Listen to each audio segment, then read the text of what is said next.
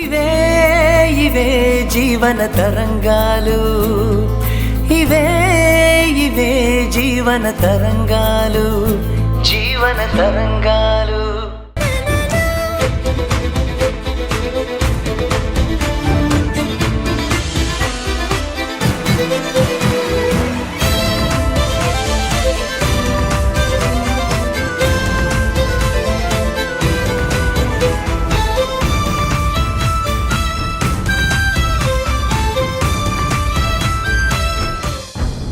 ఏంటి ఆలోచిస్తున్నావు?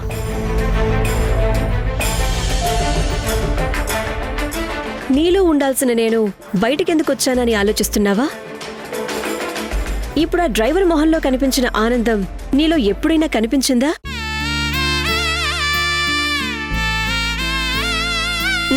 లేదు కదా. ఎందుకంటే వాడి మొహంలో తన భార్య అమ్మతనాన్ని పొందబోతుందన్న ఆశ ఉంది.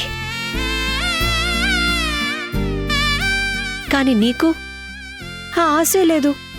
తల్లి కావాలన్న ఆశయం అంతకన్నా లేదు.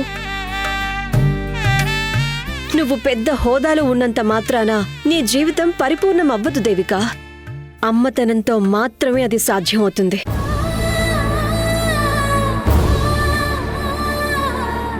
నీకు డబ్బు, హోదా, సొసైటీలో పరపతి అన్నీ ఉన్నాయి. కాని నీ మనసు నిండా నిరాశే ఉంది. నువ్వు గడప దాటితే నీకు ఎన్నో చేతులు సెల్యూట్ కొడతాయి. కాని నీకంటూ కష్టం వస్తే కన్నీళ్లు తుడవడానికి, నీ తల మీద చెయ్యేసి ఓదార్చడానికి ఒక్క చెయ్యి కూడా లేదు. నీ ఇంట్లో నీకోసం ఎదురుచూసే కన్నులే లేవు.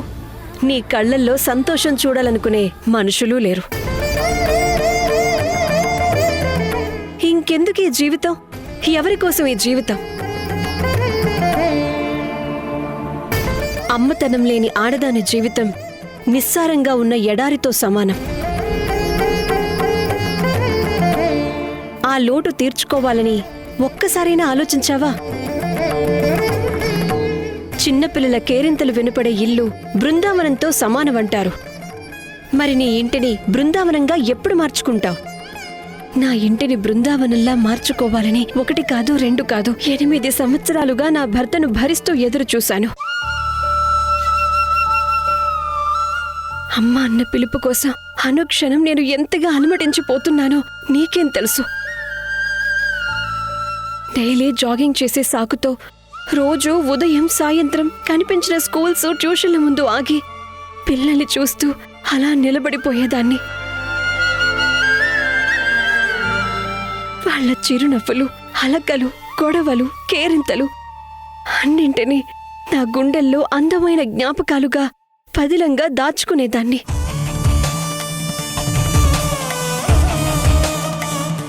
నా ఒంటరితనాన్ని మర్చిపోయేదాన్ని. వారానికి ఒక ఈట్ రైడ్ అంటూ కావాలని స్కూల్స్కి వెళ్లేదాన్ని. అక్కడ పిల్లల్ని చూస్తూ నాకు పిల్లలు కలగలేదన్న నిరాశని చెరిపేసుకునేదాన్ని. ఆయనకి నా ఉద్యోగం, ఆదాయం కనపడేది తప్ప నా మనసులో ఉన్న వెలితి కనపడేది కాదు. అందుకే ప్రేమ లేని చోట, మనిషిని అర్థం చేసుకుని మనిషి లేని చోట ఉండటం కన్నా ఒంటరిగా ఉండటమే మేలనుకుని వచ్చేశాను. నీ భర్త మారుతాడేమోనని ఇంకొన్ని రోజులు ఎదురు చూసుంటే మార్పు కనబడేదేమో. అప్పటి వరకు చూసింది చాలనిపించి వచ్చేశాను. అయినా నేనేమీ తెగదంపులు చేసుకుని రాలేదు. ఆయనకి దూరంగా ఉంటే మారుతాడేమోనన్న ఆశతోనే వచ్చాను. మనిషి మారితే నా విలువ తెలుసుకొని తప్పకుండా వస్తాడని ఎదురు చూస్తున్నాను. ఆ దూరం శాశ్వతమైతే నీ ఆశ అడియాస అవుతుంది కదా. ఇది ఆలోచించావా? నీకు పిల్లలు కావాలనుకున్నప్పుడు ఎన్ని సంవత్సరాలైనా ఎదురు చూస్తూ అక్కడే ఉండాలి. కాని నీ అహంకారంతో బెట్టు చేసి భర్తని దూరంగా పెట్టి ఒంటరితనం గొప్పది అని ఒక మునిలా వైరాగ్యంతో చెప్తున్నావు. ఇది కరెక్ట్ కాదు దేవిక. అహంకారానికి పోయి నీ కాపురాన్ని కూల్చేసుకోకు. వయసైన తరువాత కూడా నీకు నీ బిడ్డ జ్ఞాపకాలు మిగలాలి అంటే నువ్వు నీ భర్తతోనే ఉండాలి. నీ కలలు నిజం చేసుకోవాలి. నీ అంతరాత్మగా చెప్తున్నా, జాగ్రత్తపడు.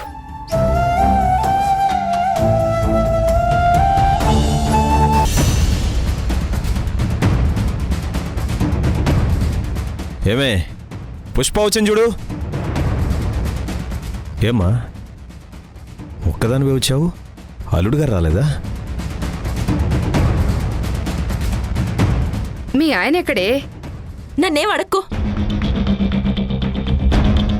ఏమైంది అలా ఉన్నావు? నేను రాత్రంతా నిద్రపోలేదు. గొడవైంది. గొడవ ఎందుకు? గొడవ ఒక్కటే కాదు, కొట్టడానికి కూడా వచ్చారు. అతనెవరో నిన్ను కొట్టడానికి? కడుపుతో ఉన్న అమ్మాయిని కొడతాడా? చేతులు ఎలా వచ్చాయి అతనికి? రాత్రే ఫోన్ చేయాల్సింది, వచ్చి అడిగేవాళ్ళం కదా. నువ్వు కాసేపు ఆగుతావా? అసలు ఏమైందమ్మా? రోజు లేటుగానే వస్తారు. అడిగితే వర్క్ బిజీ అంటున్నారు. అంత బిజీ దేనికో? గడియ రెక్క ఉండదు, గవ్య సంపాదన ఉండదు. అంతగా రాత్రి పగలు డ్యూటీ చేస్తే వచ్చినా డబ్బులు లేవంటాడు. డబ్బులు తీసుకురాకపోయినా పర్వాలేదమ్మా, ఓ అచ్చటా ముచ్చటా ఉండదు.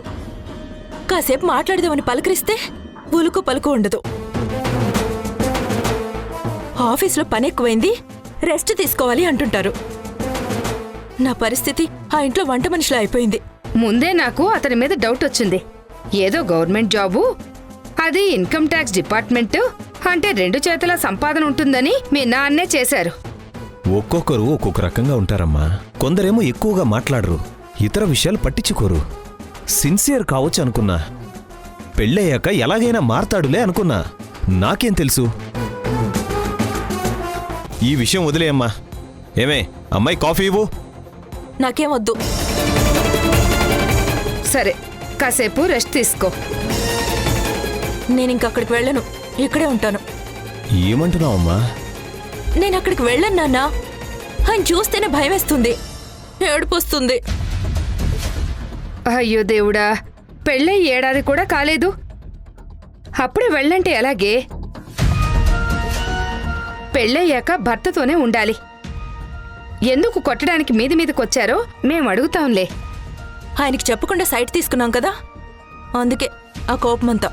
నీ పేరుతో తీసుకున్నాం, మీ నాన్న డబ్బులిచ్చారు, తనకెందుకు చెప్పాలి? మూరెడు జాగ కొనే స్తోమత లేదు గాని ముక్కు మీద కోపం ఉంది.